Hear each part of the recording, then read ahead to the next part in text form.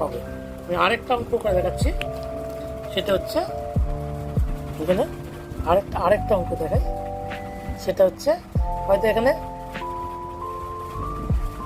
4-এর 8 আর 4-এর 2, এ দুটো গুণ করলে কত হবে? যেহেতু 8 আর 2 10 আর এই দুটো সমান আছে, তাহলে সেক্ষেত্রে কত হবে? 8 2 16 আর 4কে 1 বাড়ালে 5, 4 5 20।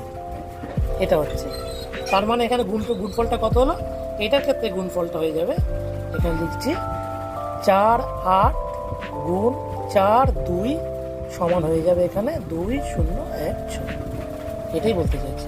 এখানে কিন্তু এই দুটো কিন্তু যোগফল 10 হতে হবে, এটাই হচ্ছে কথা। 5 5 থাকলেও 10 হয়, 5 5 10, 8 আর 2 10।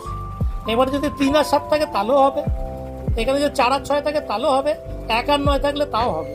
গুণের নিয়মটা কিন্তু এটা।